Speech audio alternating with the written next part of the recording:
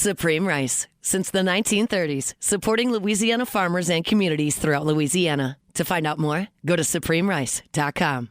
Live at lunch. You are looking live. Live at lunch. Live at lunch with Ott and Hanny on 104.5 ESPN, Baton Rouge. What the hell's going on out here? Now, here's Jimmy Ott and Charles Hannegriff. Yeah, for some reason or another, you sound a little taller on radio.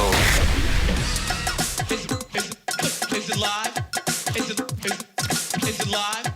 Is it live? From Dozy Place on Government Street in Mid-City, welcome to the Tuesday edition of Live at Lunch, 104.5 ESPN Baton Rouge. Charles Hannegriff, Jimmy Ott, Max Gotro back with us today. Jordyn Kinchin's in the studio. Andy Isco with us in Las Vegas today. We do first class, second class, no class. Andy will be with us. We're getting closer to, obviously, the start of the season, and we're getting closer to the launch of Circa's contests, including the big Circa Survivor. That is. Oh, they've launched quite some time ago. You can sign up now? I thought you couldn't sign up till next week. Okay, yeah, I'm sorry. Yeah. I knew they announced it. It's kind of their last push. Okay. Yeah. Week 0. Next week, describe what is happening next week when you guys are going to be there. It's a radio row of it's mostly professional markets. But a radio row in one of their ballrooms, and Max can chime in whenever he gets connected here. But at Circa, and they're promoting the last push for all of their contests. The Millions, which is 5 pro games a week. Of course, Survivor, which is the monster. And the Grandissimo, which is $100,000 buy-in. That's just outside of our budget. Our budget. And so, and then they have a bunch of activities. They do a pool party one day where there's open bar and stuff. They do a meet and greet at Barcadia, which is one of their properties down the street on the Strip on Fremont Street. Kind of a cocktail meet and greet. There's a blackjack tournament for a chance to win a spot, a free bet between 1 and 10,000 as a future bet to win a Super Bowl in the NFL. There's rooftop gathering, at Legacy, which is a rooftop. That's when I wore Macero out on the Mannings that night. So, and then we just kind of do our own thing on Saturday, and we usually go down to the Wynn because Circa doesn't have horses, and it's Travers Day at Saratoga, and so they, it's a very good spot there, and we hunker down all day. Both Chris Macero and I have connections to get reserved seats, and then so Chris will be joining us again. Paul Stone will be joining us on Friday. Randy McKay is not going to be able to make it; he's going the following weekend, along with some other folks, and so we'll grab some. Our guests, our regular guests that over there, I think him and Tim Murray go to Hawaii again. They went to Hawaii for the Stanford Hawaii Week 0 opener, which we all won. Luckily, yes. We had some good fortune, let's just say, in that game. But that was the start of the what do you call him? The Taiwan Toe? What's his name? The kicker. Oh, yes. Didn't he win the Groza? Or was it the other guy from Oklahoma? Oh, the guy from I think the guy from Oklahoma beat him. It might have been Tokyo Toe. Tokyo Toe. That's what I'm pretty sure that. Yeah. So that's what Matsuwaza. I'm probably Suzawa. Suzawa. Yeah, that's a kid from Oklahoma. Yeah. The lefty. Yeah, with the short shorts. So so he hit a winner. I think he hit like 35 in a row until like the last week of the season. But anyway, so it's just we'll bounce and have some different guests. Brady Cannon does his show there. We'll put him on. Bruce comes in person. We'll lean on Paul a lot for college football, which he's done all the research from the SEC to Big Ten to the MAC. So just kind of getting excited for football. So you'll take the week off, and we'll go do some, and they take care of us, on all these activities, which is excuse for a flight-only trip to Vegas. Some real expectations for Hawaii this year. Their third choice in the Mountain West. Timmy Chang, after an 8-4 season, see if they can back it up. Micah Alejado, their short quarterback, back again this year after a really good season. But yeah, Jimmy, I But would the win say total was like 3.5, 4.5. last year it was 5.5. 5.5, okay. Because I had their over. They just had to get Yeah, I knew you'd had it. bowl eligible. But it's like a mini bet bash, I would say, right? That was a couple weeks ago. Just everyone's in town, so you're able to meet up with a lot of people who I work with personally with Bet Rivers. But everyone's in town for that the Vegas circus Survivor and getting in that. So it's Doug nice to meet up Kazarian with a lot will of be around, formerly of ESPN and now with VEASAN, and does his own thing as well, does Bet Rivers podcast. Who else that you work with is going to be? I think Mike Carver might end up there. I saw never a met lot of him. people I've in never the met betting him. space last Okay. year, and so it's good. Just you're able to kind of connect on, well, what are we in agreement on? It's your last kind of week to communicate on what football teams are we positive on, negative on, and what are we betting before the season starts? It kind of last shot to give your opinions on futures and things like that. So, and then we got some. I love the Virginia NC State matchup. Geez, I'm watching some old highlights last night, and I'm watching the ACC full highlights ACC championship, and Darian Mensah. He led Duke to the conference title and threw for the second most yards in the country last year with Duke. He's going to be tough in Miami. I got to believe, man. Yeah. I got to believe. He's got Tony. Yeah, got a running game. I'm buying my Malachi Tony stock for sure because they're going to get him the ball. Even more than they got him the ball a ton a year ago. I think that's going to be the – watched a little bit of those highlights last night. Caught the first touchdown against Miami in their win. It was, his first game as a freshman. We did think a lot about Ryan Williams last year, and then he no-showed. Who? Ryan Williams at Alabama, who's now Ryan Coleman Williams, I think. Yeah, he really regressed from what was a breakout. Got injured early in the season, year, yeah. and maybe that scared him. So I'm not saying I'm expecting the same from Malachi Tony, but just be careful. Sometimes guys regress. Watch some of those highlights against Florida State, and I've said, Charlie, I tell you, Florida State looked like a ranked team to me. What happened? Man, Alabama went to the playoff, and they were just bigger, stronger, faster. Yeah, we're at home. It was Ty Simpson's first road start. I get it, but jeez, man, they look good that day. Just, as a team, not just a couple of plays here, just really, really look good. So that was misleading. And, it's overreaction, opening week. We talk about it all the time. But also, Cam Coleman, a lot of love, right? I saw him drop a critical pass that probably cost them the Missouri game. Okay, I think they went to overtime in that one at Jordyn Hare. And, a drop. And he fumbles the ball against Alabama to kill their drive with a minute to go, or less than a minute to go, but all three timeouts remaining at the 20-yard line of Alabama in a 7-point game. Would you say that he carried the biggest price tag of any non-quarterback in the portal? They kind of insinuated that, yes. Yeah. I think you had that list. He was. Look, it's all unofficial, but right. But wasn't that the estimate? Yes, he was up at the top. At least the highest paid wide receiver. I think definitely the highest paid wide receiver. The highest paid non-quarterback. Jordan Seaton's going to be right there for non-quarterbacks. Yeah. And, there were other guys, but he's close to, if not at the top of the list. They're probably going to have Arch for one more year. They're putting everything around him. It's all in. The only reason maybe they're low as they are is because, so many, he's taking a hand off the stove. Those voters don't leave their hand on the stove. Whether it's picking an SEC team, whether it's picking they're preseason number one. Now, Ohio State's got that now. 20 of the last 22 preseason number ones have not won it. Oh, wow. One of those Alabama teams. The last Alabama team in 17, 18, something like that. Yeah. It's a hard thing, especially when, Ohio State and Texas play right out of the chute, okay, in week 2. One of these heavy favorites is going to absorb their first loss. And both of them have got enough other, snakes to jump over on their schedule that, you used up one of your mulligans, okay? Texas got to 3 last year. That was one too many.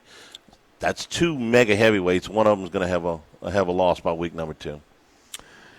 Arch Manning, I said it last year. Y'all all waiting for me to kill him. I said he was going to be fine. He was fine. I don't know if that was it. Was it October on, or basically the last 8 games. The last, or whatever. was from the last week of October. Was Kentucky and Mississippi State in those games? Those were bad performances by Texas as a team, including him. The Kentucky game particularly. Mississippi State going overtime, yeah. I mean, Mississippi State gave that game away. And State was as bad as anybody in the league last year, huh?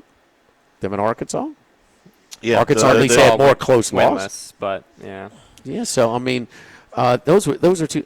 And it's just everything is in line, but they still got to get it done. So we'll see. Manning's numbers were good from the Mississippi State game after Florida that. Couldn't have been in that run. No, Florida was before that. That was the only game that he threw 2 picks last year, was at Florida. And then he did not play well at Kentucky. He had a big game against Mississippi State, even though they struggled. He threw for 346 and 3 touchdowns. A lot of it late when Mississippi State couldn't just put it away. And the offense didn't really struggle in that game, as I remember it. Mississippi State's defense rank? Yeah. Them in Arkansas were 15 and 16. Shut down Sam Levitt. Probably the cleanest game he had against somebody that was good was when they played Vandy. Which was a very competitive game, and he threw for you don't think that was a competitive game? They were up like 30. We all watched it. We all watched it together. They got the onside kick. Yeah, they had the ball. But it was. He threw for 328, 3 touchdowns, and no picks in that game. I would say that stat you're referencing, Jimmy, is probably from Mississippi State back to the last 6, including if you count the bowl game, which was a decent performance against Michigan. You're the one that had the stat. Yeah, I just don't remember it. I can't remember his last 5 or last 6. Look, he's gonna benefit from having a year under his belt. That's why when they talk about Alabama, Keelan Russell, they're right, man. He's great. He's highly yes, he great in the spring game. It's his first year starting, man. Yeah. So it's just. There's a lot of returning starting quarterbacks, or quarterbacks that have starting experience with other teams. And you mentioned adding Cam Coleman. I mean, he was a standout, and to stand out in that offense meant something. But worth noting, he was not their leading receiver. Eric Singleton Jr., who's now at Florida, actually led in receptions for Auburn. So and we talked about that, their overreaction. And Charlie say, man, Auburn quarterback looked good. Not throwing the ball. They ran him against Baylor over. I mean, they ran that quarterback draw like down the stretch almost 70% of the time. Jackson Arnold, he's now fighting for a gig. He couldn't UNLV. He couldn't throw the ball. And so, but finally the times he does throw the ball to Coleman, he had some dropsies, man. So he's gonna get plenty of opportunities this year. We'll see. Here at Doe's Eat Place. Doe's Eat Place, yes. Look, and so you're coming in town for football season. Keep this in mind, and maybe you can make your reservations. You want to watch a little bit of the Friday night TV. We got 3 screens here in the Crown Town room. This place, we take reservations from 4 to 40. So first come, first serve. But the Friday nights for football season, for LSU home games, and man, we got such a great home schedule, period. It's this is the best home schedule in a long, long time. So, I mean, Texas, Alabama, and Clemson, just to name a few. So, but, call us up over here. Reserve your spot now for Friday nights. If you got friends coming in town, you know that you're going to have a decent-sized party. 4 to 40. We could fit you in. First come, first serve over here at Doe's Eat Place, especially in the Crown Town room. Saints with a huge loss yesterday. We'll talk about that when we come back live at Doe's Live at Lunch, 104.5 ESPN Baton Rouge.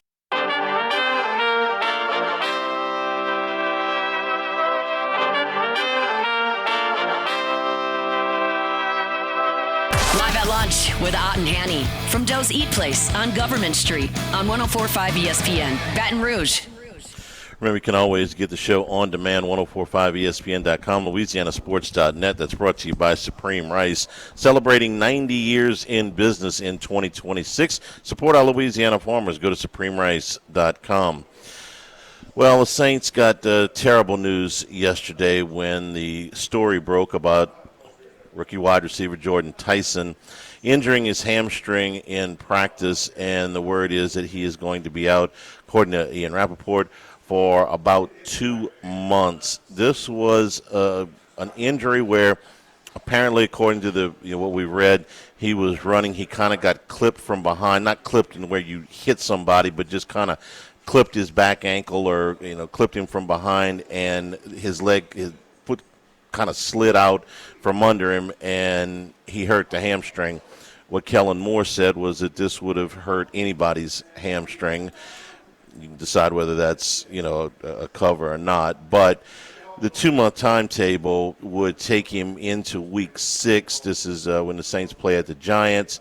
They leave for Paris right after that. They've got a bye after that. They could put him on non-season ending IR, which seems like it's a real possibility at this point. But this is what the Saints had to be concerned about when they took Jordyn Tyson, number 8. There were other players there that were highly rated. Caleb Downs comes right to mind.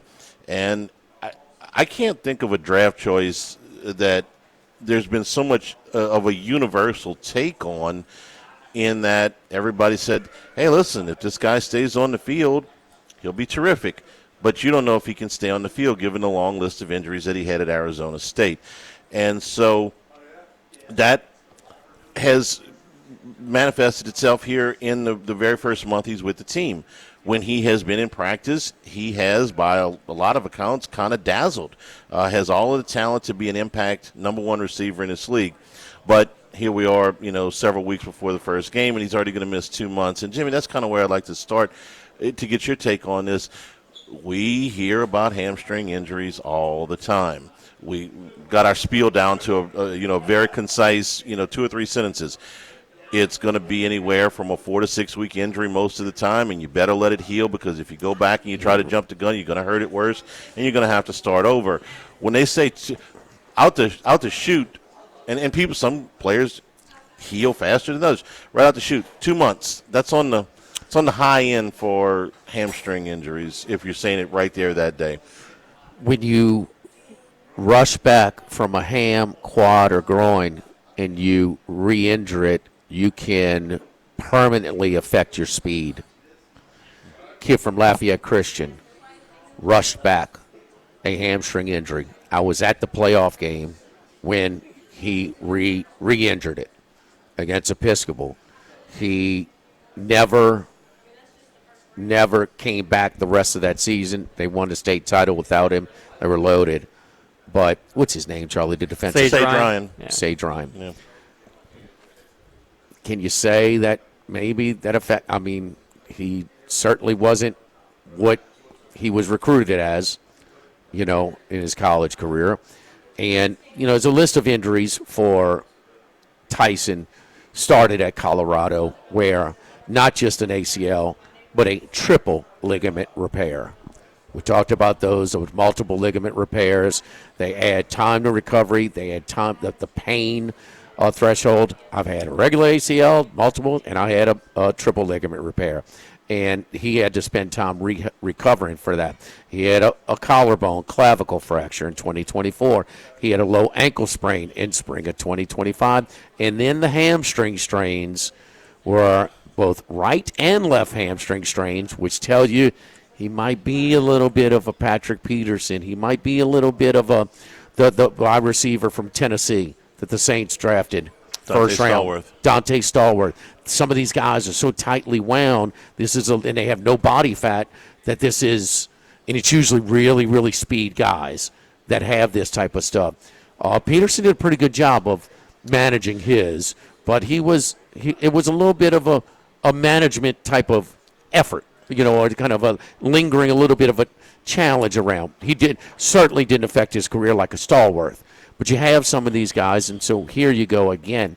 And then the timeline is so defined timeline, because the only way you can test a hamstring is a fully go. You can dry needle it. It feels better, and you can go through a little bit. But until you bust it 100%, until you're trying to beat out that infield single, going from the batter's box to first, trying to leg out an open field, trying to take it to the house, over the secondary. These type of where you have to just fully exert. And that's why it gets a little bit of frustrating. Wait a minute, these guys only have to run in baseball, really, about a total of 10 seconds a game, and they can't run out a ball at first? Sometimes when it's not close, they don't want to risk no a reason to do that. hamstring injury. So this is major unfortunate, but not a complete shock. And it's part of the roll of the dice. I have to go on the record and say Saints are in a position where they have to roll the dice. So I was okay, rolling the dice on wants to be after the fact. Yeah, I mean, this is part of the risk, and part of the reward was, I mean, it wasn't real games, but everybody's account, he was getting some pretty positive reviews. And the other thing is, Max will tell you this too. Man, we're handicapping Arizona State. We are going to know. You can ask quarterback at LSU right now how big of a deal him being in the lineup or not. You better know if he's playing or not. If you're trying to handicap Arizona State when he was there. Yeah, he's a difference maker, impact guy. So let me give you a couple of numbers on the guy, one of the guys you mentioned and one of the guys you didn't. Patrick Peterson had cramping issues when he was at LSU. It was related cramping, to the hamstring. okay. Yeah, yes, but it was the hamstring. But it was tightly wound. Yes. Okay. In his first 9 years in the NFL, Patrick Peterson played every game 8 times. So he got past it, and that was never an issue with him. In fact, he played a full season of games in 11 of his 13 years. He played every game. A lot of track guys usually, but just top-end speed guys. Yeah. Wide receivers, DBs that can fly. I'll give you another one. This is one of your favorite players. Marshawn Lattimore, when the Saints drafted him, had hamstring issues at Ohio State. Maybe not as many as Tyson had. For his first 7 years with the Saints, he had no problems. Right. And then he got older and, the body started breaking down. But for those first 6-7 years, Lattimore was one of the top handful of cornerbacks in the league. He got past it. I agree with you with Sage Ryan. I don't know that he was ever quite the same player we saw in high school at the college level from a straight speed standpoint. Clearly, we knew going into that game he was a little bit of a question mark, and he was clearly rushed back. Yeah. So he had the game. You were on the sideline for that game. I was in the stands. Okay, but that game, my son was playing on the team, and the tying touchdown, he got out into the clear, and it was about a 50-yard run, and about the 25, he pulls up. Yeah. And because he was busted out in the clear, top end, he's trying to take it to the house, and he did, but he kind of hobbled to the end zone, never returned that night, or I think that was a quarterfinal game, the semifinals or the finals either. And he just, this is what Adele will tell you too. He played the position you just got to be careful returning. So my point is, he fits the profile. He had hamstring issues on both legs into 2025. It's the last season at Arizona State. Both of them. So he's one of those candidates. He's one of those, that he's just a little tightly wound, so it might be an issue with him. And so now he does it again. They're going to be very, very careful on his return. And timeline, it's going to be a while, man. This, to me, is the classic case of not all injury-prone players are created equal. He had the hamstring, both sides, which you mentioned, sprained ankle, torn ACL, MCL, PCL back in 2022, and he fractured collarbone, which that's a broken bone. I would consider that more of a fluky injury. I'll talked give you about that yeah. when we had Tyler Shuck come in, and there was a concern about his injury history, but so much of it was broken bones. A couple of them were broken bones. There was one torn ACL knee injury. But to me, that's a little less injury-prone, concerning long-term, as opposed to a guy who has multiple muscle and tendon injuries over his history like Jordyn Tyson does. I don't see any downside right now to putting him on IR to return. That requires you to stay out at least 4 games. There's no way, given these reports, that he's going to come back in the first 4 weeks of the season. I wouldn't, with a clean bill of health from anybody, say after 4 weeks I'm putting this guy, or in less than 4 weeks I'm putting this guy back out there. So I would, and I know you got 2 preseason games left, so it's closer to 6, but I would put him on IR. This is the second receiver you've lost in camp, so I want to bring somebody else in. A guy for the Packers right now is constantly in and out with hamstring injuries. Christian Watson. Yeah, that's another one. Okay, well, what about McCaffrey? He's dealt with, McCaffrey's done a better job. He had the 2 years ago where he missed about half the season with San Francisco. The other 4 years he's been there, I think he's played every game. Recurring hamstring setbacks. Yeah, but he's A.J. Brown been able to has get through had it. some hamstring tightness and strains that have forced him to miss regular season games. Amari Cooper and Julio Jones are some others.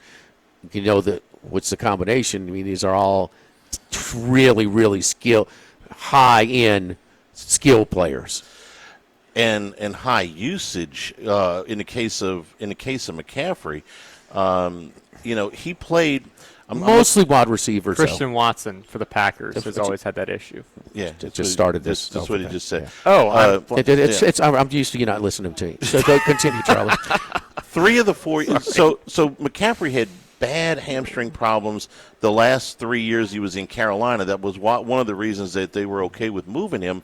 And 3 of the 4 seasons with San Francisco, he has played every game, which is surprising. Some players learn how to manage it. I mean, there's some you could try and still. And he's 30 years old now, Yeah, but it's just Peterson. I was worried about him, Charlie. Coming out, he's so good. Sure. He's so good. Yeah. I mean, he could have been one of those guys you could play, 10 snaps on offense. Yeah, absolutely. I mean, he was a special player. I mean, Champ Bailey type of. But I was worried about if it was going to be because he learned how to manage it. I mean, not that everybody's got different techniques, but I mean, it's usually McCaffrey because he does a lot of receiving too. He's got it, but it's just the ones who are in. All these guys are in tremendous shape, but there's no body fat. There's nothing really to kind of give you that little bit of buffer with these type of injuries. The news came out yesterday, and it was side by side. It's a blow, huh? Oh, Does it a big affect blow. you?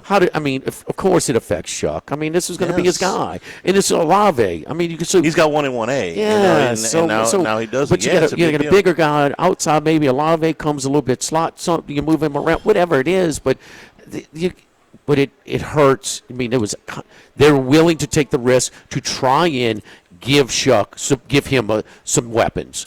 And there's some guys down the roster in that wide receiver room that have had good camps that they were like, oh, look at this. Barry and Brown is one of them. Bub Means had a good game. Their roles are going to be increased quicker than the Saints would have wanted. That's a step down. No, of course it is. This kid is the most talented guy out there. Alter your win total, alter anything like that? So if you went over with a 7.5 where they were? Yeah. I mean, this hurts. It went from I thought they would definitely be over 7.5 wins to no bet. I can tell you that. Yeah, I mean, we're still trying to. I mean, whether they played any or not, you still don't have a win over a team when it finished with a winning record. So the Bears signed Marcus Davenport yesterday. You should have seen the comments on that. They're like, okay, do they have the press release for him to go straight from signing to the injured reserve? Was he a hamstring guy too? He was an everything guy. No, man. but I'm asking because he was a wide receiver in college, or at one point turned into an edge guy. Yeah. It was, if I remember right, the year they drafted him, the big concern was a foot injury. But he had a little bit of everything, He was hurt all the time. Yes, indeed. Don't forget our friend. So, what's that? He had some shoulder, toe, foot, everything hurt on that guy. Yes. You're right, Max. Christian Watson, yes.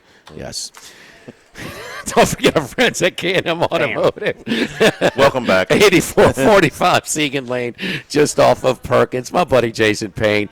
Anything wrong with your vehicle? I mean, that engine light comes on. We don't know. We're not trained mechanics. Bring it in. We'll put in a diagnostic and figure out what the heck's going on. Tires, AC repair. I mean, just oil change. I mean, you name it. Anything under the hood or that you need. It's the only place I take my vehicle or my son's vehicle. He's gives you an honest deal. He's going to try and find you a much less expensive repair option as opposed to a replace.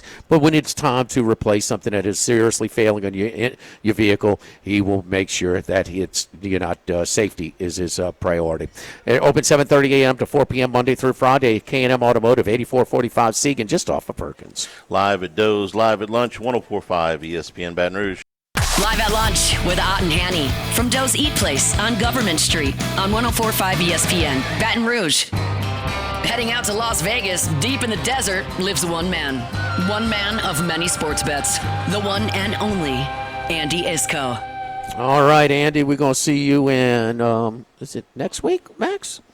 It's okay, a little over a week. We'll be broadcasting next Thursday and Friday from Circa in Las Vegas. But, the hot topic when we're talking about the NFL today is the Saints have lost their first-round pick for, it seems, a couple of months or worse. And for a young quarterback, they were trying to surround with some weapons. It's a big blow. How would that affect your handicapping a guy like this who was getting favorable reviews, glaring reviews from training camp?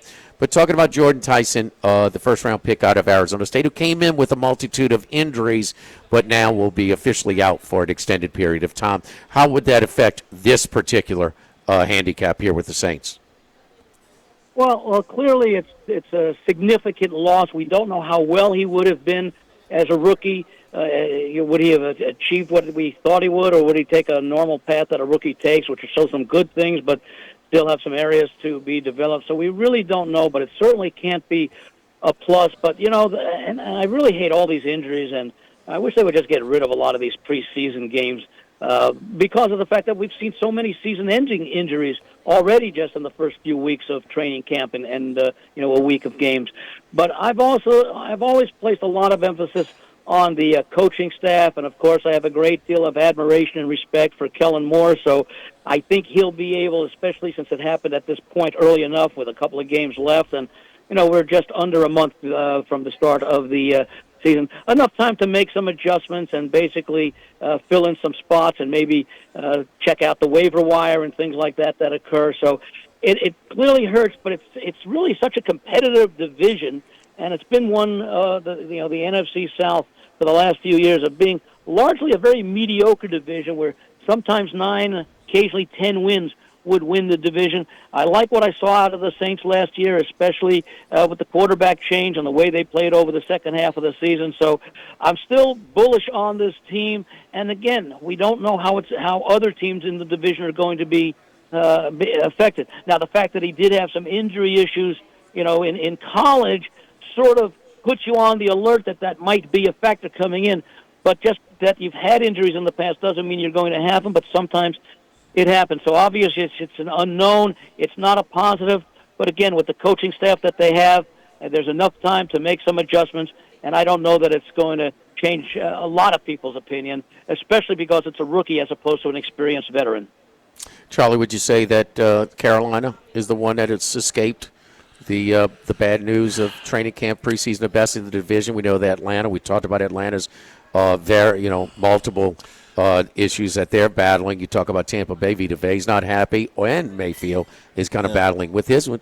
We haven't heard a whole lot of this type of news coming out of Charlotte. Charlotte, they lost the starting linebacker the very first day of camp. They've been clean ever since then. Tampa, they haven't necessarily lost anybody. They just got a bunch of unhappies. So I don't know how that. Vita Vea's trying to get out of there. No, he's trying, but they don't particularly look like they're going to accommodate him. Maybe they will. I don't know. And then the Baker Mayfield thing is going to. That's going to linger all season because they're not negotiating anymore. He's going to be He said, "I'm going to be a free agent when this is over." How that hangs over the team, I don't know. It's tough.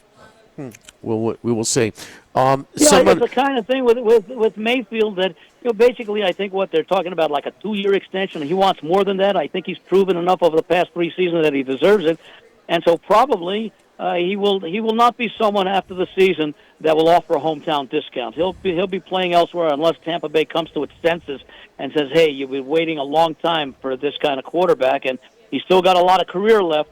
I'm very surprised that Tampa is taking the position they are. The line moves we talk about it's information based, and some experienced handicappers they like to play the preseason. We know that some bookmakers in Las Vegas they don't like booking it. It's kind of in between regular season and the draft. I mean, it's kind of a combination of information and actually performance. And we saw just the overreaction of the line movement, all the line moves. So sharp action, which one? But, man, the top 6 line moves all got beat in the closing line, and then it was an underfest, 12-4 to the under, and the chalk. I mean, the underdogs were 13-3 against the spread. The closing line, your reaction to week 1 was very abnormal for a preseason. It is, and that's part of the reason why I don't play the preseason. As I've talked before, the goals of the teams are not the same goals as the bettor, which is to cover the spread. Those of the team, they're not looking to win. They're looking to execute, see what they need to work on the following week in practice, etc. And sometimes winning is a byproduct of the way that they approach these games. I mean, I think the number one priority for teams now, well, I've always said the number one priority is to determine the 53-man roster with which you want to start the season. And the second priority is avoid injuries. Now, unfortunately, you can't avoid injuries by playing players, but I think that's sometimes why you can play a lot of plain vanilla games, a lot of running games in many instances, a lot of short passing, etc., so that the chances of risk of injury are less. They're not eliminated, but they're a little bit more. In fact, if you play the running game, it moves the clock, meaning that instead of running 60 plays like you would in a normal NFL game, maybe you only run 48 to 50 because you're not having a lot of time stoppages with incomplete passes and things like that. So when I do play, if I do play, which is very rare, I always look towards underdogs because the underdogs have just as much a chance in games that really the wins and losses don't matter as the favorites do.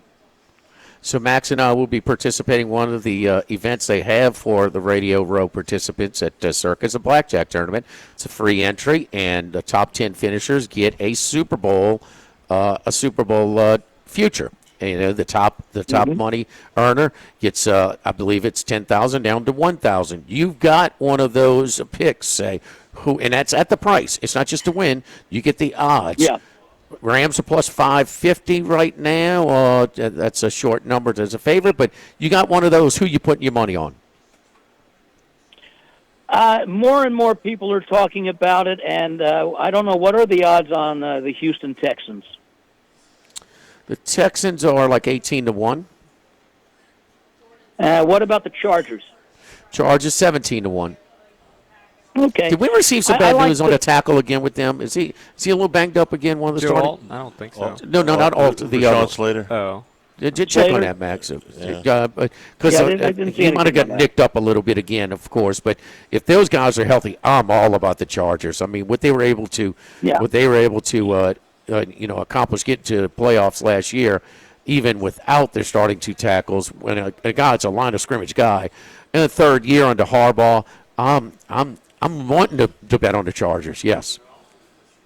Yeah, my only concern, and again, it's a year-by-year thing, is Herbert's not had the best of success the times that he's been in the playoffs, but that was a different regime, a different era for the most part. Last year, of course, they had all the injuries that, and again, I think we've talked about it, you just mentioned it, what Harbaugh did with that team last year was pretty amazing to be able to win 11 games as they did in his first year, and I've been on the Chargers the 2 years under Harbaugh to go over their season win total, and I'm going to be doing the same again this year as I start doing things over this coming weekend a little bit more in depth. So I do like the Chargers. I think the Texans at that price, because of their defense, you just need them to have an average offense. You don't even need to be much above average offense with what the Texans can do. Of course, and I've liked them. I played them early at a good price. Where are the Cowboys right now? Cowboys are 25-1.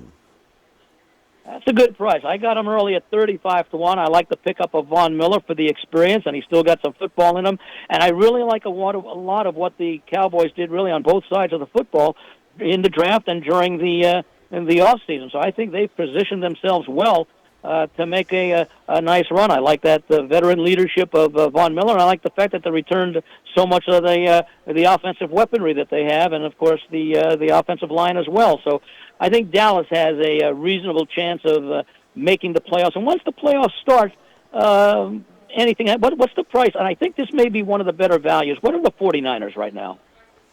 49ers are, just saw them, they are 19-1. That's a very good price for a team that I think has a lot of good balance on both sides of the line. They've got a lot of offensive weapons. They've got some depth, and of course they have to worry about the injuries that every team does. But I think this team what they did last year to make the playoffs and then go on the road and win at Philadelphia in the playoffs, considering all the injuries they had, and they had injuries on both sides, key injuries on both sides of the football. I think they are well positioned, and at 19-1, they may be worth a shot. Max Slater, what? Yes, you're correct. He's missed 5 consecutive practices. It was originally described as a minor flare-up of surgically repaired left knee during a practice. So he's he missed 5 re-aggravated straight, and his- they're a little concerned about so where that stands. Taking him up, being overly cautious there. Boy, what a night in Major League Baseball. And shoot, you can go through Saturday as well. I mean, the kid, Baez, first pitch he ever saw, hit a home run. The first 3 at-bats, he hit 3 home runs. I saw somebody's headline, is this the best ever? Well, nobody's done that before. So 3 home runs at your first 3 at-bats. I'd say it's the best ever Major League Baseball debut. Yes, it's never happened before yet, so it's pretty easy. But the game last night, Crow Armstrong starts the game off with the first pitch he saw in the Windy City Challenge Classic last night. He hits for a home run, and then Shohei, he bounces back with 2 bombs in Coors Field, and so the 2 battling out for NL MVP. Well, Crow Armstrong. Hits a walk-off 2-run homer in the bottom of the 10th inning. Anything on that? But more importantly, 11 of 16. The Dodgers win last night, but 11 of 16, and they will not budge. It's like plus 160, plus 170, all of it. And we had somebody going from Bet Rivers, Troy Macker, yesterday. He said they're not going to budge on that price. They've got enough liability on the Dodgers. So are we building some confidence in some other teams with this little slide, losing 11 of 16? I think Milwaukee has to have gotten a great deal of confidence with what they did over this past weekend with the Dodgers. Now, if you talk about the American League, the surprising team, even though they had a little bit of a slump the last week or 10 days, Red Sox continue to play surprisingly well, while neither the Yankees nor the Rays can really get much distance. Tampa Bay playing well. The Yankees, of course, now Frieda's on the injured list, and who knows how much time that he's going to miss. But the Red Sox are playing the best baseball in the American League, and that goes back really to early June. So we're talking the month of June, the month of July, and now almost 2/3 of the month of August. So that's a team to keep an eye on. You still have to favor the Dodgers. They're still going to draw a lot, but Roberts came out the other day and expressed some concerns that the Dodgers aren't playing the kind of baseball that they should be playing. The pitching, we don't know about a guy like Snell. I think he had some decent numbers last night early in that game against Colorado. But we're at the time of the year now where fatigue, especially with starting pitching, although it's not as much as it used to be because pitchers aren't going that deep anymore. But this Milwaukee team, they're experienced team as far as that goes. I like what they've done. I like their bullpen. And that's a team that I think can give the Dodgers a serious challenge in the postseason. And what they did over this past weekend has to give them that kind of confidence. Very good, Andy. As always, we appreciate it. Awesome stuff. Follow Andy on Twitter at VegasAndy711. DM him if you are looking for a proxy for the signups in Las Vegas. We'll continue to give out his information leading up to that. Thank you, Andy. Catch you next Tuesday, guys, and look forward to seeing you at the end of next week. Yes, indeed. Don't forget our friends at Relief Windows and ReliefWindows.com. If your homeowners association requires wood windows like mine, you do it right the first time. It's not cheap. So do it. That's going to last. One of my windows was replaced about 6 years ago. One was replaced about 8 years ago, and they look brand new. They have not had to been painted. They're functional when those fall and spring days when you open up the windows, and they're just built to last. They can certainly, with these extreme South Louisiana weather conditions, you got to do the wood windows from Relief Windows. So the wood window frame provides a great natural insulation. Also, the gelled wind Arlast wood, you won't need to worry about replacing your windows again for a very, very long time. But we guarantee it. Your complete satisfaction for years to come and provide the highest quality service and craftsmanship around. Relief Windows and ReliefWindows.com, 288-8138. Live at Doe's Eat Place, live at lunch, 104.5 ESPN Baton Rouge.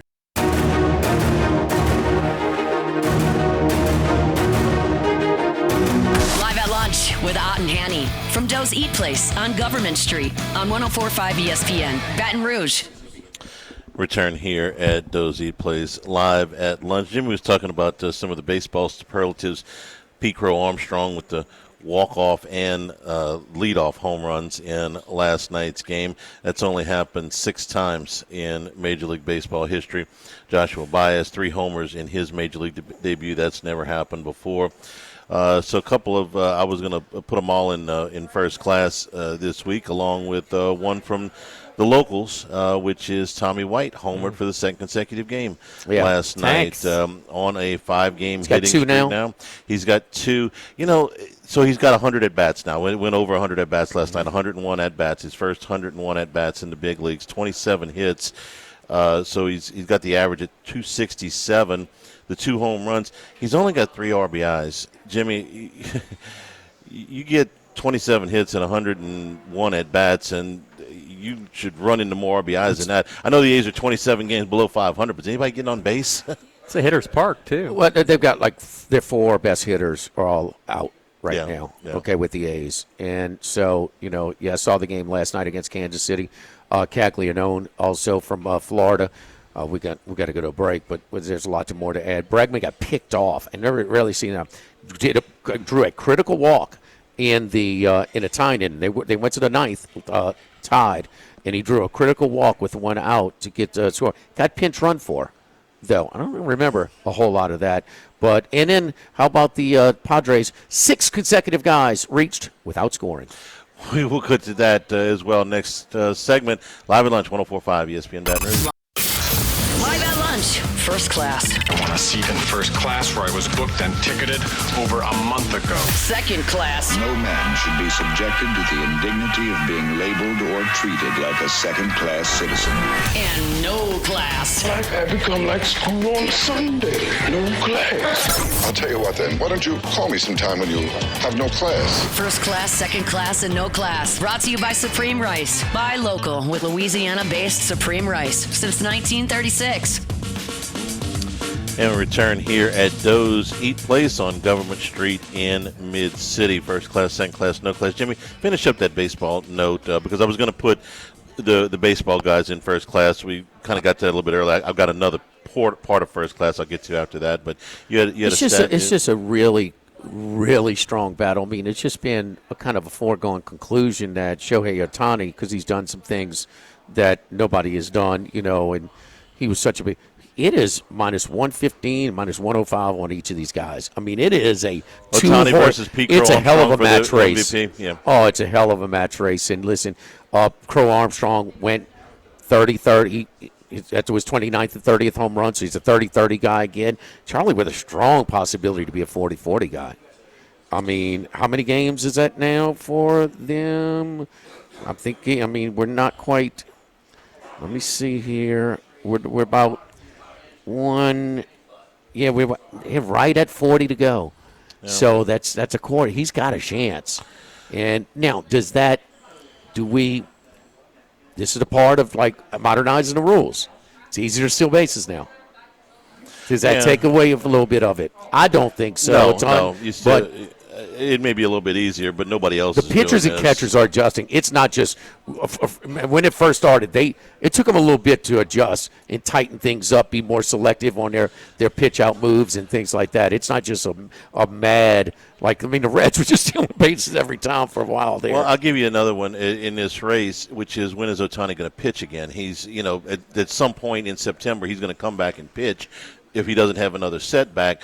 What if he throws 3, strong outings at the end of this thing, and that ends up putting the Dodgers from where they are now? Yeah, when it's so close, everything counts. Yeah. Because Crow Armstrong has caught him since he's not pitching right now. Right. So how many games is he going to pitch? Is he going to pitch 3? Is he going to pitch 6? I don't know. I mean, how many 40-40 guys in the history of the game?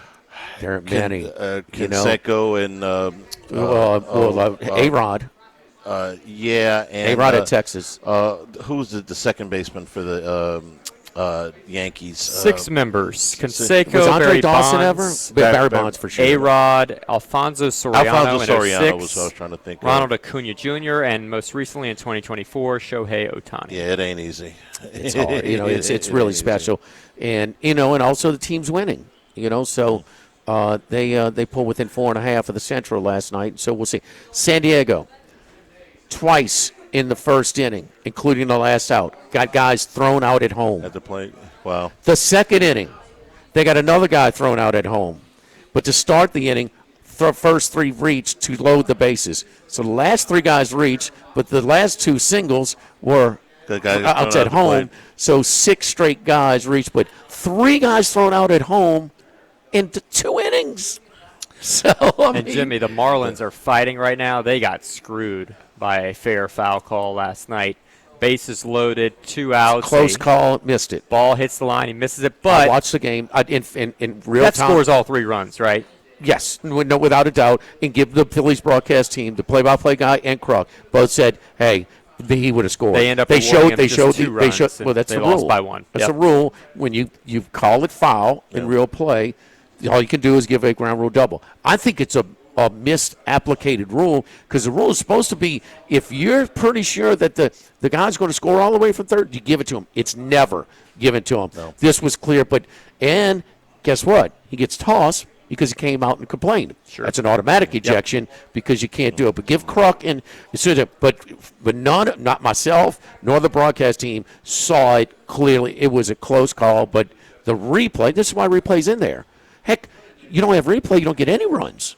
So and Sanchez was not his usual self last night. They had 14 hits and a few walks as well, and still the Phillies won by 1. All right, so first class, obviously if you want to hear about Skip Bertman, we did the entire show Friday. That's available on demand. It's an automatic, but we did the whole show on Friday about that. And we'll have some more as Skip's funeral will be next week. But another name very familiar to LSU people passed away on Sunday. Jordyn Jr., who's 71 years old, passed away on Sunday. Dean, whose father obviously was an LSU legend, played here and was a longtime athletic director here, played basketball at Mississippi State. He was there with Kermit Davis. He was there was a graduate assistant alongside John Brady at Mississippi State back in the 1970s. He became an assistant coach at Kentucky under Joe B. Hall. He was on Joe B. Hall's national championship staff in 1978. That very famous game where everybody fouled out at LSU. He was on Joe B. Hall's staff for that game. And then he was the athletic director at Birmingham Southern for 17 years. And he was also, probably the way most people here know him, was that he was a longtime commentator for JP, for Raycom, called the SEC Network when they first started out, called a ton of basketball games, called a lot of them with Tim Brando. Tim had a nice little tribute to him on X. And I want to throw in one more thing, Jimmy, and I know you know this story, but it's worth telling again. Jordyn Jr. may have changed the course of history at LSU by going to lunch one day. And as the story goes, when LSU was looking for a coach at the end of 1999, Jordyn Jr. went to lunch with Sean Tuohy, who was in Memphis. And no, that without that lunch, no. Sean Tuohy knew Jimmy Sexton. He mentioned that one of Sexton's clients, who it was not like Nick Saban was out pursuing another job at that point when he was at Michigan State, and Tuohy told Jordyn Jr., hey, you know what? Jimmy Sexton told me that Nick Saban might be interested in moving if everything works out right. And so Jordyn Jr. called his father. His father got in. If that lunch doesn't happen, does it ever come about? I don't know. Probably not. Yeah. No, I don't think so. It set the wheels in motion. Absolutely. Keep in mind, Sexton was Memphis-based. Correct. And Tuohy, knew him, and he knew Jordyn Jr., and, well, they went to lunch and set the Tuohy, who was, I think, multi-assist leader at Ole Miss when he was playing his basketball days, but, of course, bought a bunch of Taco Bells and stuff, and, Memphis is an hour away from Oxford. Mm-hmm. So, but, yes, that connection there. Charlie, the first time I went to the Kentucky Derby, went with Michael Baychuk and his dad, Mr. Shelley Baychuk. Gus Piazza was in that group, Dr. Alan Copping, but another person who just recently passed, Matt McKay from All-Star Automotive Dealership. A couple of weeks ago, and Jordyn Jr. were both on that trip. Wow. Yeah. Okay. So...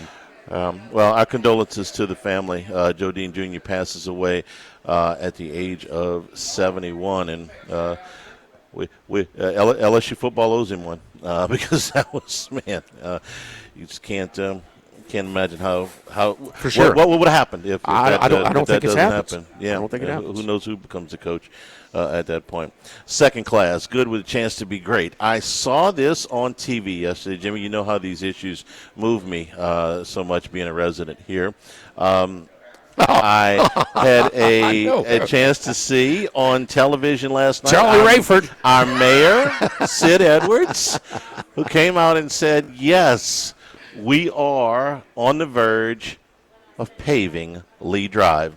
If you're listening out of market, this isn't going to mean anything to you, but if you are here, you will understand how much time I spent complaining about Nicholson when it looked like they were testing missiles out there. Lee Drive between Perkins Road and Highland Road, which is a very congested and very highly traveled road. When Elon Musk said he was putting up Starlink in Louisiana, I said, oh, he must want to test the next moon buggies on Lee Drive because the potholes were that bad. Sid said yesterday that they are on the verge of paving it, and then Fred Rayford said that they are at the beginning part of the project that is going to widen it to 3 lanes from basically Liberty High School to Perkins Road, and then 4 lanes from the high school to Highland. When they get that done, that'll be a wonderful thing. But in the meantime, they are going to pave it. It is, after they fixed Nicholson, the worst road in Baton Rouge that I drive on any regular basis. And they're expanded to 2 lanes both ways. 2 lanes both ways from the high school to Highland, and 3 lanes, which is a turning lane, which is badly needed there. From Liberty High School to Perkins. You ever get lift off at that spot right in front of Liberty High? You know, or you kind of just you ever take off a little bit? Look, you can get some air. You can get some air. There were any number of holes on that road that could cause pretty good damage. Oh, this isn't even a hole. This is just like a little ramp they give you. It's a little hop. You just want to. The whole thing real bad. So good with a chance to be great. I'm going to take Sid at his word. They're going to pave Lee Drive. Thank you. But it's not Nicholson. No, it wasn't that. It wasn't that bad. It wasn't that bad. But it ain't good either. You drive on that road from time to time. I just drove on it. It's they put some patches. Okay. It's actually lipstick on a pig. Yes, I'm very happy to hear they're finally gonna pave that thing. No class, Jimmy. We got to file this one away for if this actually becomes a thing next March. An anonymous NCAA tournament selection committee member told the Field of 68, and you know Rob Douster and all those guys. Okay, well, this is college basketball. College basketball, okay. Yeah. Told the Field of 68 that committee members might penalize or exclude teams using players who are cleared by court injunctions but viewed as ineligible by the NCAA. Now, the committee went out of their way. The committee chair, who is Martin Newton, issued a formal statement, said basically distancing himself from this statement. The committee member that gave this statement was anonymous. This one's got my attention because there's going to be plenty players that fall into this category, and there may be some that are playing very close to where we're broadcasting from today. So do you think that this is going to be a thing, or do you think that the committee chair is going to squash this immediately? No, I do. One guy that doesn't even want to put his name on it. No. It's very serious what he's, and I see why you're bringing it up, and rightfully so. But I'd be surprised. Everybody's playing by the same rules to get their guys eligible.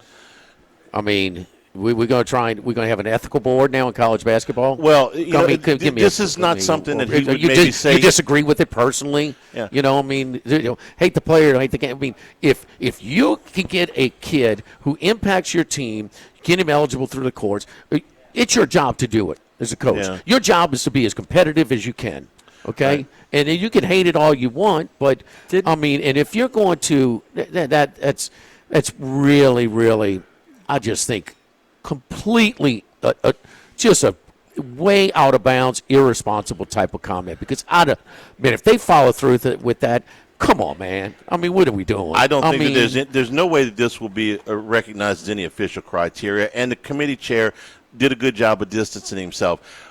we asked a question, because we're not in that room, about individual biases ruling the day sometimes when it comes down to certain things in that committee room.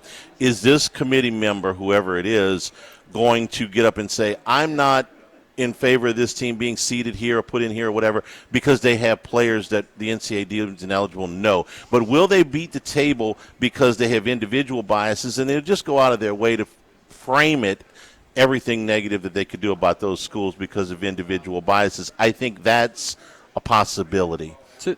To be fair, this was tossed around as a possibility of a way to punish Alabama when Bediako played for 5 games. It did. And do you account those 5 games where they had a player that was ultimately ineligible that got a very short And we thought it was we weren't in favor of Bediako playing, but once he was cleared, what's Oates supposed to do? Say, no, we're not their overall play? winning percentage was better than 60%, which they were with him. So if anything, he hurt them. If you want to talk about eliminating the games, So is this going to be different when that player plays in all 30 whatever games? Man, you are really you can't do it, man. You can't threaten it. It's a pitiful move by that. You can say, man, I really don't like it. If it was up to me, would do that. Yeah. I think that would be more the appropriate. Give me a break. I mean, okay, we're going to sit here, we're going to break down all these resumes, and then you're going to try and tell me we're going to have to go through all these guys and get the court case and what games they impacted, or wait, maybe the games they didn't. He sat out 5 games because of injury, so we count the. I mean, it's nonsense. That is completely irresponsible. And I don't think that will happen. And I don't think. But I do how many members on the committee? How many members on the committee? 11, right? Okay, so you have one guy that brings it up, and maybe 2 guys, or maybe 3 guys even say. But if the majority is going to take that stance, I will be shocked. And if that's a whole nother conversation as well. You had one guy who didn't want to attach his name. Why didn't he want to attach his name, Charlie? Because it's going to be He didn't controversial. want to own it. Yeah. He didn't want to own it. This will be very, very controversial. So if you're that chicken split to not own it, no, man. Put this one in your back pocket. Let's see what happens next March. I'm mostly with you here, but I do worry about individual biases. And maybe Charlie, that's a loud voice. And when things come close, you take the brand name team, you take the one who's going to push the needle more. And, you want to take a North Carolina, or we're going to take a Central Michigan. We're going to take a North Carolina every time, okay? And who are the programs that are getting these guys? These guys who are going through court cases. It's all the big ones. Yeah. They've always favored the big teams over the mid-majors for the most part. And now the mid-majors are weaker than ever, so you're not going to take one of your better teams? So Texas Tech is the most bet-on team since they went to sort of these, the 5 rule.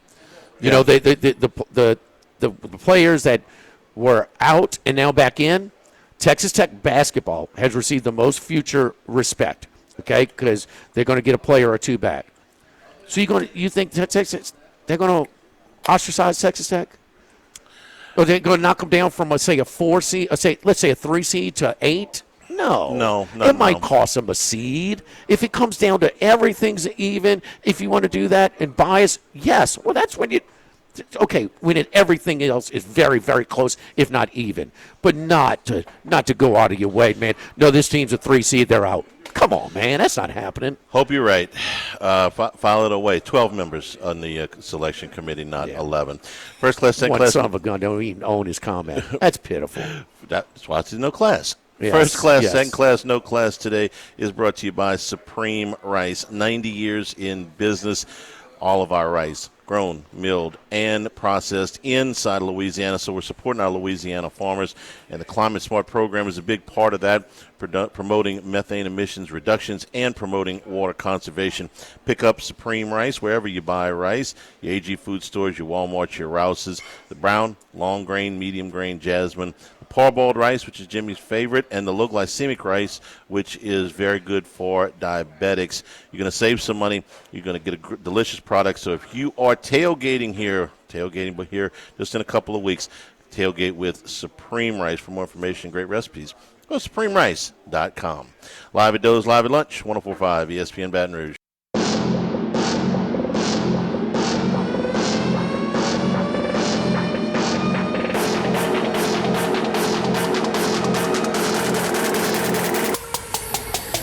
Live at lunch with Ott and Hanny from Doe's Eat Place on Government Street on 104.5 ESPN, Baton Rouge. And return here at Doe's Eat Place live at lunch. 104.5 ESPN Baton Rouge. Doe's lost and found. Okay, that's good. I'm glad. All right, Max. Having fun with our boy Scotty over here. We remind everybody, too, man. Look, Friday night, they do a great job. It's very relaxed. It's eat a world-class steak, fresh hand-cut steak, in a casual atmosphere, kind of fun atmosphere over here at Doe's. All right, Max, you've got the topic du jour here. So we love lists. We love tiers, especially in August where there's things to talk about. The Athletic has posted their annual college football coaching tier list. They've been doing this for a little while, and so thought it would be interesting to go through their list. This is a list compiled with feedback from coaches, administrators, agents, and search firms.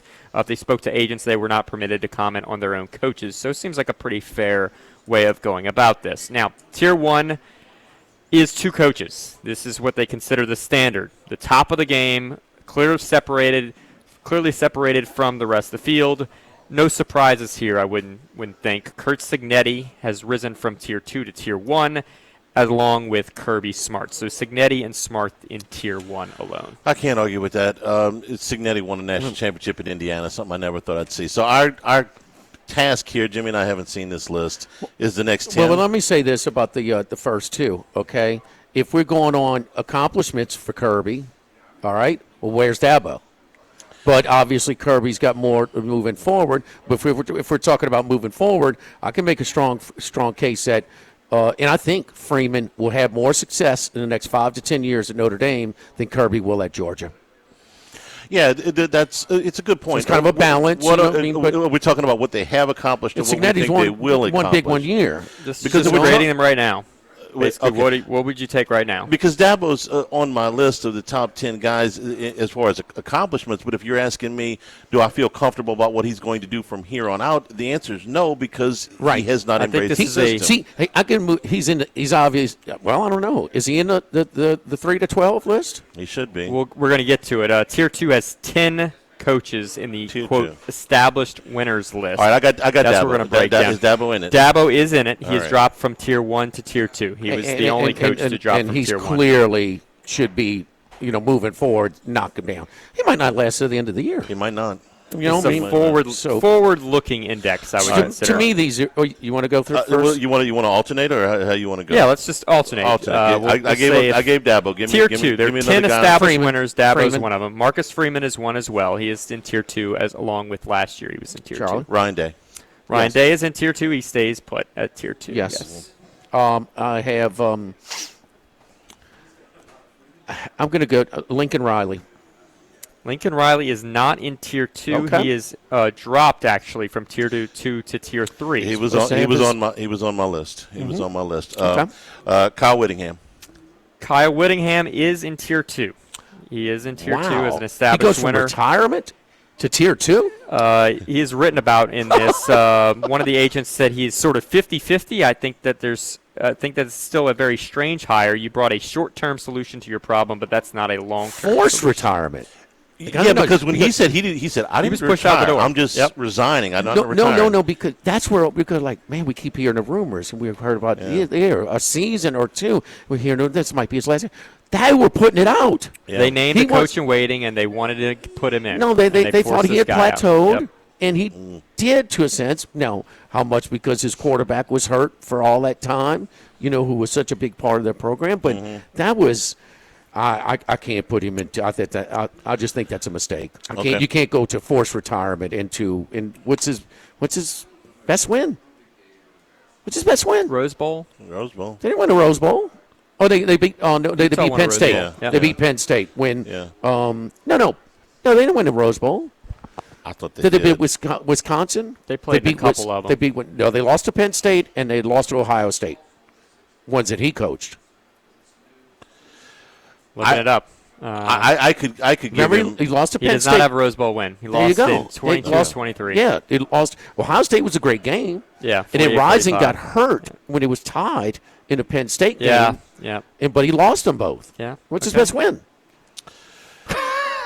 when they went for two to end the game against USC. I'm going to look. I think he's great, but I'm saying, like, really? He won the 09 Sugar Bowl over Alabama. You go. That's the best win. Yeah. 09. Yeah, Alabama was. I'm sorry, but you can't. It's not an excuse. But how excited were they to play when they got knocked out the national championship game and the Auburn game? Beat USC in 2016. The USC game we talked about. Yeah. And who's at USC right now? Lincoln Riley. So anyway, they don't have one at last. You know who's your next guy? Tier 2. We'll get to it, but Sarkisian's going to be in there. But he is in there. I got my comments. I've got him on my list. I'm predictable on him. Lane Kiffin. Lane Kiffin rises from Tier 3 to Tier 2. I had Kiffin. Yes. I had Kiffin. Dan Lanning. You going two in a row? Oh, I'm sorry. I thought that's you all right. This son of a gun don't listen to me. I thought you don't go. The rules that you make, you don't abide. Go ahead. Would you like to take it from him? You want to take it from him? Yeah. What, Cristobal? No, you used that one already. We used that one already? We talked about Cristobal, I believe. No, we didn't. Okay, he rises from Tier 3 to Tier 2. Okay. This year, one? Mario Cristobal. All right. Which I got some more comments about that. Your turn, Charlie. Dan Lanning. Yes, Dan Lanning is in Tier 2. I got comments about him as well. Y'all are missing. You want to talk about the other guy? Is Joey McGuire? Joey McGuire is in Tier 3. He rises from Tier 5 to Tier 3 this year. That's a miss. All right. Tier 2. Charlie? Kirk Ferentz? He is not in Tier 2. No, he is down in Tier 3. Consistency with upside is Tier 3. Elko? Elko also in Tier 3. He rises 2 spots. The guy won at Duke, and now he's won at Texas A&M where they've never done anything. Really? And I think it's there's a pretty good base there. I agree. Really? I think he should be higher, but he's in Tier 3. He rose from Tier 4 last year. All right, so that's 10 guesses, right? How many are we short? Y'all are missing. No, we y'all mentioned Ryan Day. No, yeah. Not mention Ryan Day. Okay. Yes. A couple of these are a little surprising. Is Kalen DeBoer in this list? Kalen DeBoer is in Tier 2 as an established winner. He is in Tier 2. He's in the next 10, if you will, behind Signetti and Smart. Do they have Campbell in there? They do not have Campbell. He is in Tier 3 now at Penn State. I'm going to tell you who would be in mine. Do they have James Franklin in there? They do. James Franklin's the last name y'all did not mention. They have James Franklin at Virginia Tech, still in Tier 2, unmoved from last year. He still gets credit for what he did at Vanderbilt. I know Vanderbilt is another resurgent. You can't. That's fair. That's fair. So he still gets that. And he did improve Penn State. Yeah. I mean, they were, but jeez. And he wasn't the first guy to have to you follow the mess. You want to tell me you ain't he on my top 12 list as a coach in college football. Not right now, no. But did he make their list? I'll give you another one I struggled with a little bit. I think this guy is a really good coach. Is Brett Bielema. I know he tanked at Arkansas, but the other two jobs have been pretty good. He did a really good job at Wisconsin, and Illinois was bottom of the heap for a long time, and he's turned him into a respectable program. I think he's a good coach. I know the Arkansas thing didn't work out. He's in Tier 3. I know this guy's not on there, but I have seen it, and I'm sorry. He did the heavy lift. He won at 3 different places now. Not always the highest level. It's Willie Fritz. Tier 3. Yeah. I mean, I know he's not in there, but you're going to get who you want. Who's going to get the most out of it? Willie Fritz or freaking or your boy at Franklin. I mean, so James Franklin. So, all right. So the 10 are Freeman, Kiffin, Dabo, Day, Sarkisian, Whittingham, Franklin, Lanning, Cristobal, and Whittingham. Yeah, correct. That's right. Yeah. Okay. You see, Sarkisian, Lanning, and Cristobal, all replaceable, in my opinion. There's so much support at Oregon, at Texas, and at Miami. And we've seen Cristobal just completely blow games with game management at 2 different places. So, I mean, there's going to be that support no matter who they bring in. And I just don't know if they're out. Lanning, you telling me Sarkisian to me? You should be winning at Texas. I mean, they're joining the SEC. Have they not raised the bar of their support? I mean, Phil Knight, as long as he's alive, he's going to be given everything he can to make Lanning and whoever coaches Oregon. And Cristobal's at Miami, and it's kind of leaking out now. They're over $40 million with their. Yeah. I mean, they can. It's He's just brought so a lot of much that support as well. I've been very critical of him. He brought a lot of that attention and money back into Miami that I don't think was quite there before he got there.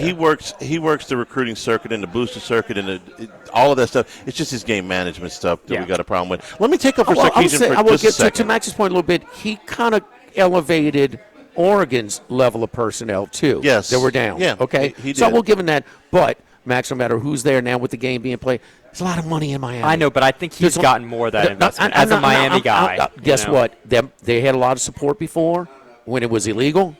Okay, they're going to have support no matter if he's gone or not. So I might be wrong. I put him Freeman a as little well. bit more.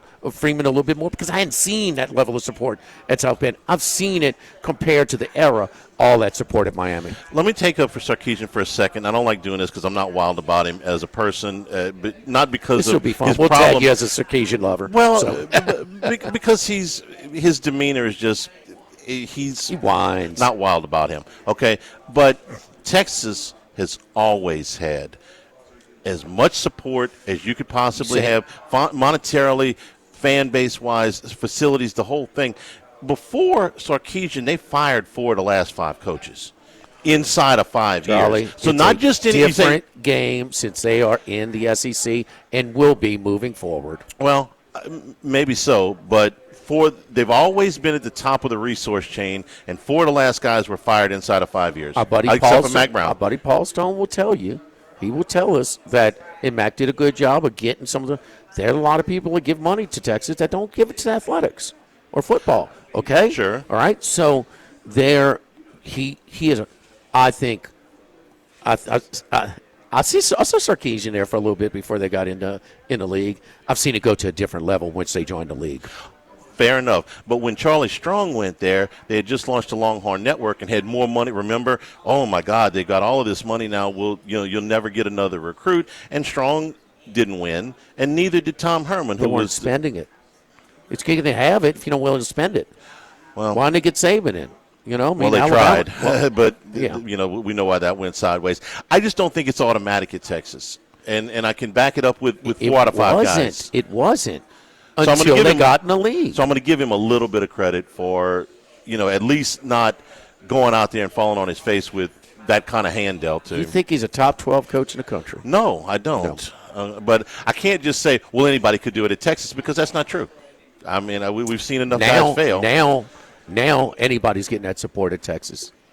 Couple other notes from this list. We woke him up, and I think it was a mistake. So there were only 2 followers from Tier 2, the established winners list. We mentioned Lincoln Riley already. Lance Leipold at Kansas drops from Tier 2 to Tier 3. It's been a rough couple years at Kansas for Lance Leipold. 5 SEC coaches in Tier 3, Mike Elko, Josh Heupel. Clark Lee was the biggest riser in this list. He goes from Tier 7 to Tier 3 at Vanderbilt. And then John Sumrall's in there as well. And did I mention? Oh, Eli Drinkwitz. If you're going to say that Leipold was once in that clear and Willie Fritz is not, is a mistake. And look, lists are imperfect. That's why they're fun. That's why they're conversational. But that's just a mistake. Willie Fritz has a better resume than and is better than Leipold. They get put in the same same bucket a lot of times because they ascended into the bigger conferences later in their coaching careers. They were both older coaches, but I agree with Jimmy. Jeff Levy, Fritz is better. Lowest in the SEC, Tier 7 on the hot seat. Yeah, that's fair. Make a note. Mike Elko will be on that top 12 next year. I agree. He's it's not with gimmicks. He's a solid guy, and to do it at Duke too. Yes. I mean, they won at Duke. Right. It's pretty good, man. No question. We're brought to you by the Thibodeau Store. It is tailgating time. So get down to the Thibodeau Store, the Pierre Part Store, and get your tailgating supplies. So many different grills, so many different pots, so many different containers, all of the accessories that go with all of your tailgating equipment that you can get out there from the Thibodeau Store. 900 St. Patrick Highway in Thibodeau and Highway 70 in Pierre Part. Jimmy, I defer to you because you cook better than I do, and especially when it comes Charlie, to outdoor cooking. I just cook more. It's trial and error. Okay? Right. So if you did it more, you would be better at it. I can open a can, but that's probably where it ends. I enjoy it too, yeah. and I enjoy it, and so many of us, as guys grow up, cooking and grilling here in South Louisiana. So, man, it's just, if you like to do, love my green egg. They delivered it to the house, man. We put it in. It's a big one. It's so easy. I thought it was just kind of have to make a, gas. You just turn it on, but it's, all you got to do is that electric starter, man, and those coals get going within 5 minutes. It is easy peasy, but all the different, whether it's tongs or wire brush or mittens and just, anything you can imagine. The electric starters, all the gadgets, all the prep material that you have, all the equipment that you can buy. So gadgets galore for the cooks, whether you're doing just cooking in general in the kitchen, but on-site cooking, all of it, and all different burners and stoves and jambalaya pots for all different sizes and price points. It's a must stop, a must trip. And I think I'm going to go there this Saturday, Charlie, to make my little annual run over to the Thibodeau store and Pierre Part store. All locations accessible at thethibodeaustore.com. Live at lunch from Doe's, 104.5 ESPN Baton Rouge.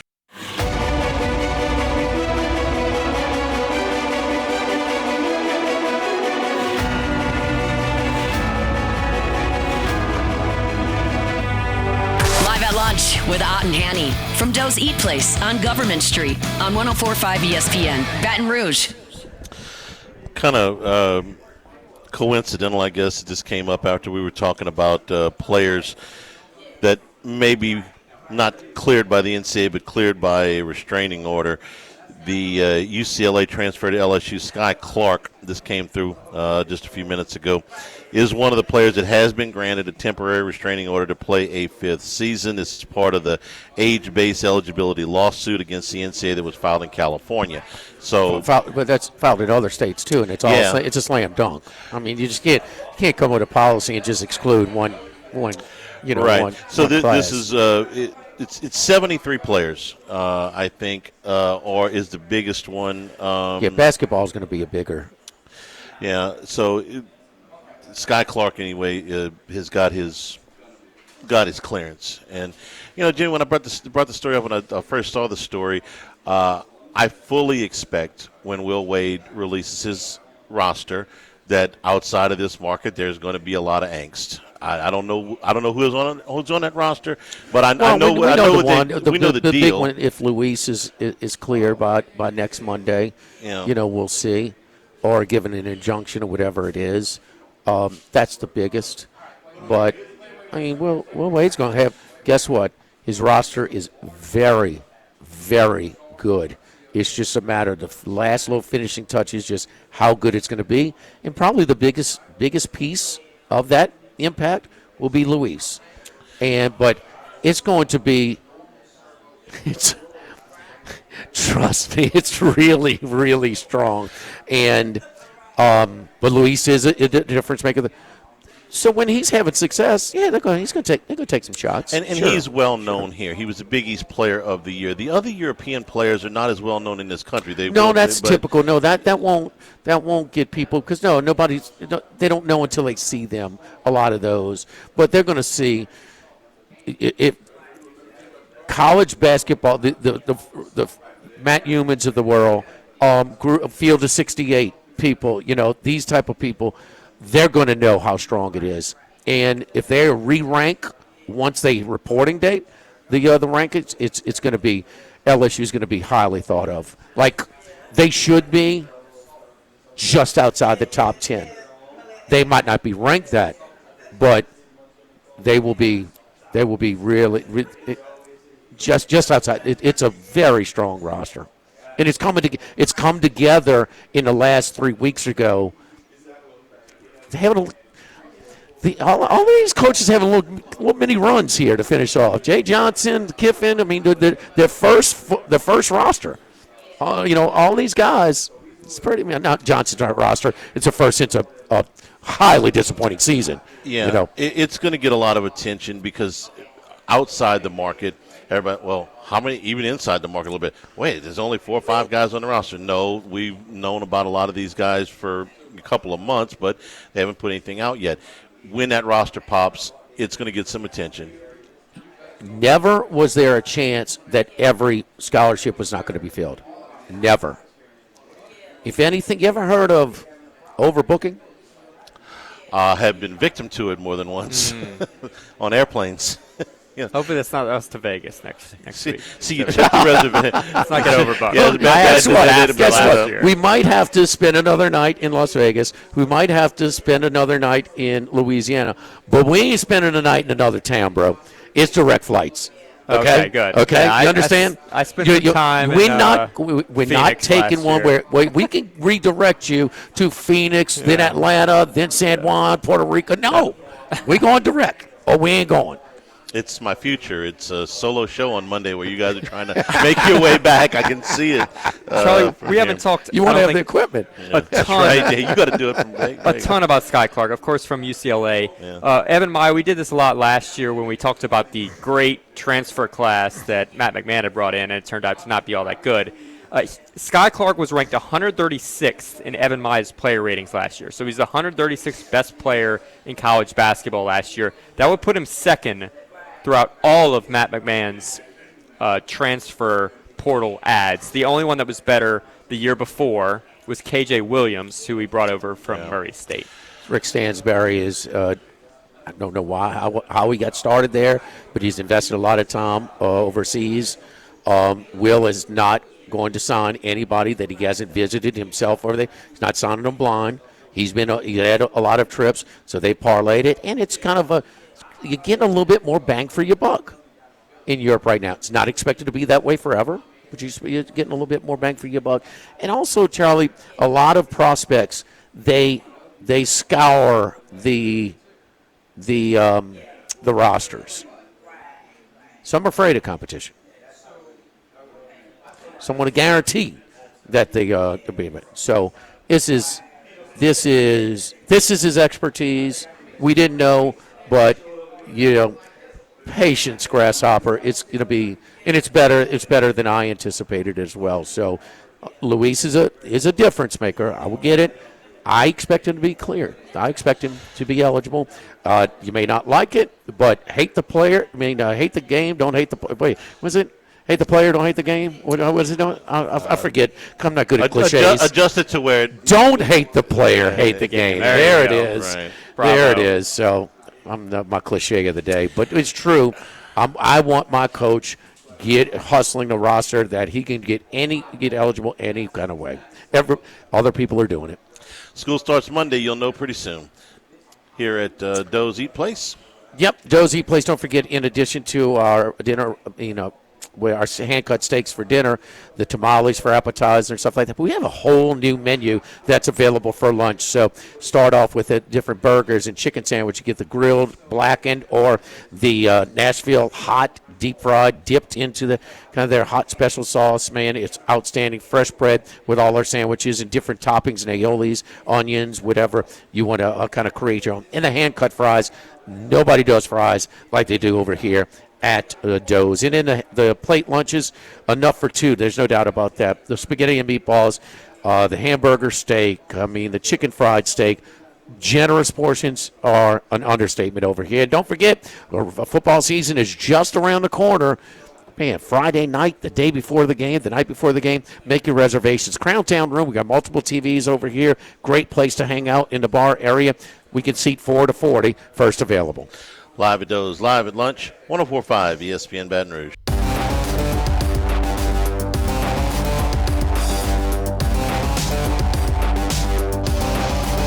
Live at lunch with Ott and Hanny from Doe's Eat Place on Government Street on 104.5 ESPN Baton Rouge. Back here at Doe's, live at lunch. We're under the ESPN banner. The man who founded ESPN passed away today. The satellite salesman? Bill Rasmussen was 93 years That's old. Right. Passed away in Florida. Him and his son? Was selling satellites out of the Connecticut area? Yeah, he basically bet everything on a transformer that he had, well, he promised. the satellite, and took every penny that he had and put this thing together in 1979. We told Marathon Oil that he is it Marathon Oil? I think a Getty Oil, maybe. Maybe okay. So oil company. He told the oil company that he had the rights to NCAA basketball, and he told the NCAA he had the sponsorship and the capital between the oil company. Yes, and it worked. It worked, and it worked, and they squeezed him out with growth. Boy, did they squeeze him out! Yeah, the book. These guys have all the fun. It does a great job of historical account of how this all happened. Yeah. The press release today has nothing but glowing. They said, though Rasmussen left ESPN after a few years, he left all right. They shoved him out. Yeah, they shoved him out. They squeezed him because it was all money, and the guy who had come up with this and had kind of put his keister out there on the line was the guy that got the shaft really quick into that when they finally started, to build some momentum. I found him a sympathetic figure when I read the book. If we're at a different time, would he have had stronger legal representation? Yeah, it sounded like when the guy had the satellite. I mean, the part of the historical thing is just he maxed out his credit cards to have enough cash to just put this thing together. Sure, yeah. I'm quite certain he couldn't afford a lawyer or anything back then. But those early days of ESPN that included 79 started. In 79, September 79, that included, Australian rules football and all those crazy things before they broke into the mainstream. Canadian Football League, Australian rules football, a lot of college replays. Yeah. That's how I saw the LSU Alabama game. The last game they played against Bear Bryant was on a replay because that was it was an ESPN broadcast. What year? 82. Okay, if you look at the LSU USC game, the corner Kevin Williams scored. He later became a Saint. Scored the winning touchdown pass for Paul McDonald. So that's the where the visitors come out opposite of the suited section. It was you'll see a small ESPN banner. Yeah, in and that you little can corner, get field level. You can get the whole broadcast. It's available on YouTube, but I don't know that thing broadcast for a while after. Jim Simpson was a big Paul Hornung maybe. I don't think so. No, that was Tiger Vision. Hornung was Tiger Vision. Yeah. Thanks to Doze for being our host today. Tomorrow we will be at Snow's in Gonzales. Hope that you can make it in your plans to join us. Have a great afternoon, everybody, and stay tuned for Hunt 104.5 ESPN Baton Rouge.